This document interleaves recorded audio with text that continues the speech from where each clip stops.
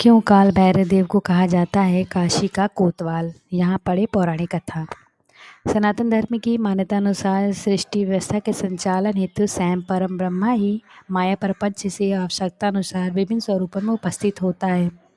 ब्रह्मांडीय व्यवस्था के संचालन में अपनी भूमिका का निर्वहन करता है। इसमें ब्रह्मा, विष्णु और शिव स्वरूप त्रिदेव प्रमुख हैं।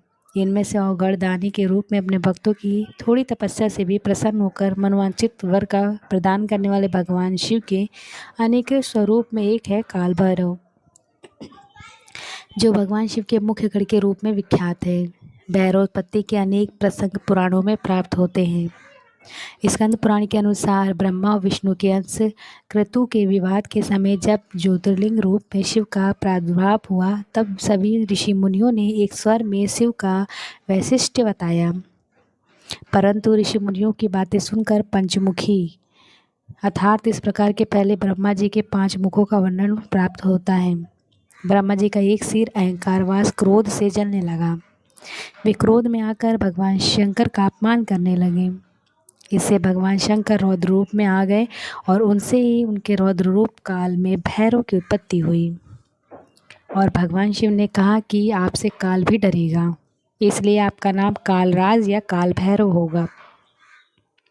दुष्टों का दमन करने के कारण लोग आपको आमर्दक भी कहेंगे। भक्तों के पापों का भक्षण करने के कारण आपको पाप भक्षण भी कहा जाएगा। काशी में यमराज का अधिकार नहीं होगा, अपितु यहाँ पाप करने वालों को दंड देने का अधिकार आपके अधीन होगा। इसके बाद भगवान शिव की इच्छा से काल भैरव ने क्रोधग्रस्त ब्रह्मा जी के 5वें सिर को अपने बाएं हाथ के भयंकर नखों से नोच लिया, जिससे भैरव जी के ब्रह्मा हत्या का दोष लग गया और ब्रह्मा का 5वां मुख भी उनके हाथ में ही चिपक कर रह गया। इसके निवारण के लिए भगवान शिव ने उनको कपाल व्रत धारण का भिक्षाटन करते हुए सभी तीर्थों का भ्रमण कर प्रायश्चित का सुझाव दिया और भैरव जी वहां से तीर्थ यात्रा पर निकल गए। सभी लोगों और तीर्थों का भ्रमण करते हुए भैरव जी विष्णु लोक गए। वहां भगवान शिव ने उन्हें काशी जाने का परामर्श दिया। काशी प्रवेश के पूर्व ही भैरव की ब्रह्म हत्या पाताल को चली गई और मत्स्य उदरी था। गंगा के संगम में स्नान करने से भैरव के हाथ से छूटकर ब्रह्मा का कपाल वहीं गिर पड़ा।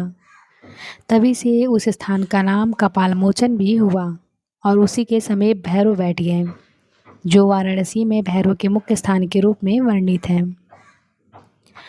वामन पुराण के अनुसार अंधकासुर के साथ भगवान शिव के युद्ध में जब अंधकासुर ने भगवान शिव के हृदय पर गदा से प्रहार किया, तो भगवान शिव के हृदय का रक्त 4 दिशाओं में भूमि पर गिरा, जिससे अष्टभैरव की उत्पत्ति हुई, जिनकी सहायता से भगवान शिव ने अंधकासुर की सेना का विनाश किया।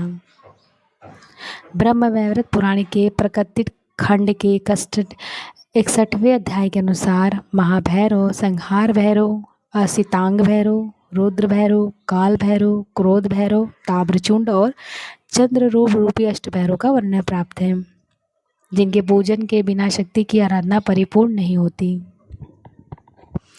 कहा गया है, जैसा स्क्रीन पे आपको श्लोक दिख रहा है।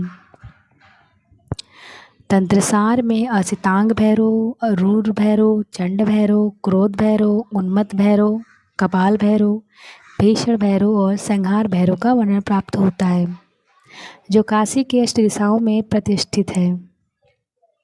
कालिका पुराण अध्याय 44 के अनुसार नंदी, भृंगी, महाकाल, वेताल तथा भैरव के ये भगवान शिव के मुख्य गणावधिप हैं, जिनकी आराधना के साथ ही भगवान शिव की आराधना परिपूर्ण होती है। भगवान शिव के वरदान स्वरूप काशी में किसी भी जीव को यमराज की यातना नहीं प्राप्त होती है और काल भैरव जीव को उसके पाप कर्मों के लिए भैरवी यातना देकर मोक्ष का मार्ग प्रशस्त करते हैं। मार्गशीर्ष कृष्ण पक्ष की अष्टमी तिथि को सायकाल भगवान शिव के अष्ट से भैरव की उत्पत्ति हुई थी, इसलिए इस अष्टमी को श्री भैरवाष्टमी के नाम से जाना जाता है।